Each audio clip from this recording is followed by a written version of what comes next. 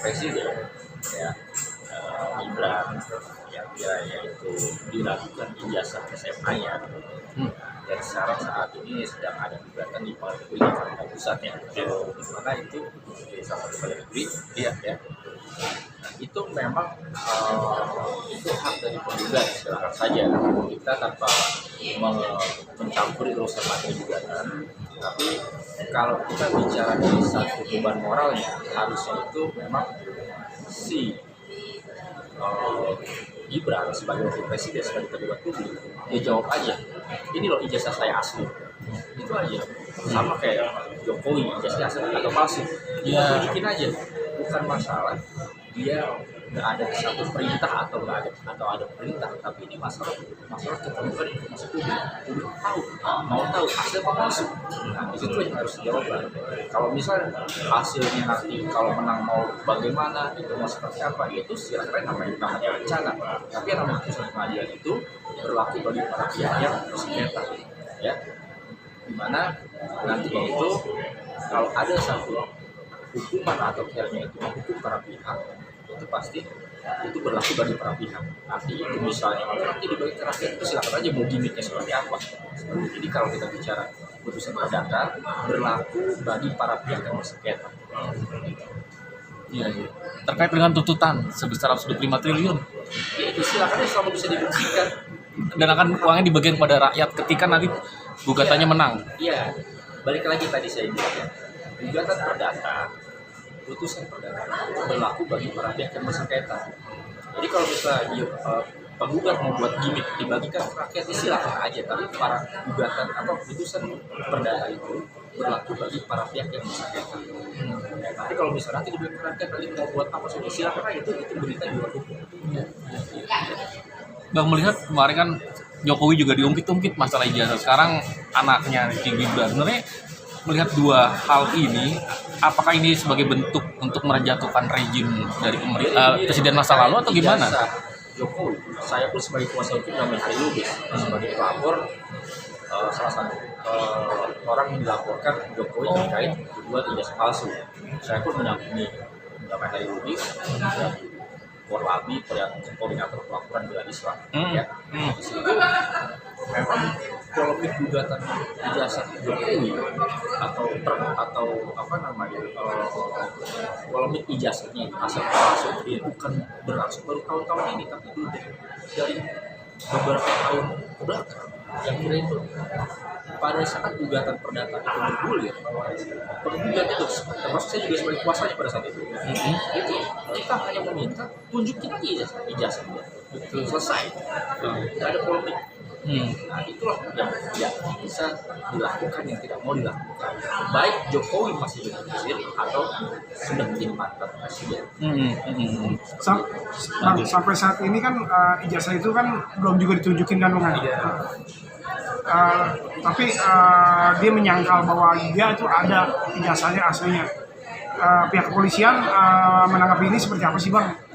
Nah itu dia, sebenarnya kan di luar daripada satu masalah hukumnya, inilah yang harus dijawab atau diselesaikan polemiknya. Ditunjukin aja ijazah, bukan soal masalah hukum acara atau kira berwarna atau tidak berwarna. Ini loh ijazah saya, ini loh asli, ini loh ijazah saya pribadi, itu aja selesai. Tapi ada beberapa praktisi hukum mengatakan Bang, masalah ijazah ini adalah haknya Jokowi, mau unjukin atau tidak pun itu hak dia. Secara formil benar, tapi secara polemik sosial harus dijawab. Mau sampai kapan polemik ini bergulir, itu yang harus dijawab. Kira itu harus diselesaikan. Secara formil benar seperti itu. Dia pun juga dulu pernah jadi pejabat publik yang kira itu ada keterbukaan informasi publik yang kira harus dia juga jauh juga makanya publik ini.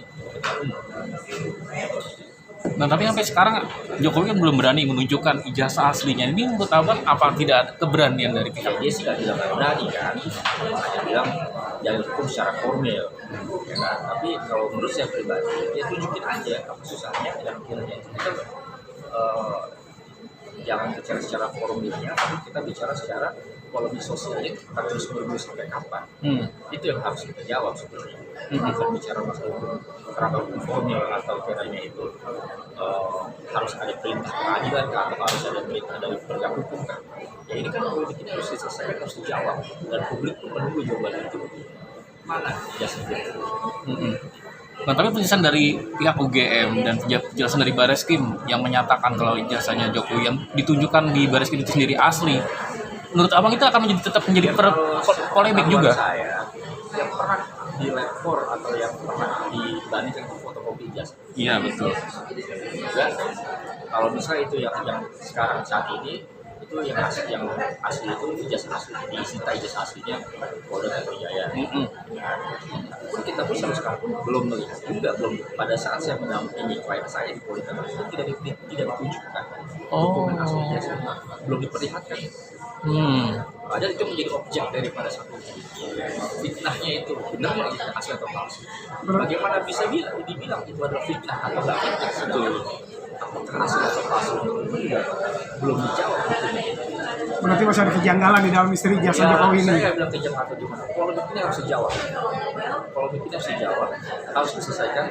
Jangan bicara kerangka formal sebatas pada normatif hukum, tapi secara sosial, dampak sosial yang kira itu juga harus diselesaikan. Kalau memang ada ijazah aslinya, kenapa itu mungkin sih? Itu aja.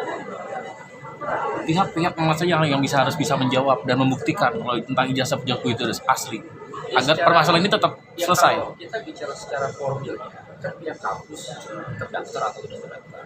Tapi dalam draft itu pun ada beberapa polemik yang katanya seperti yang ini terkait itu, historis daripada satu skripsi dan kakaknya seperti apa. Nah itu kan makin dijawab makin banyak polemik.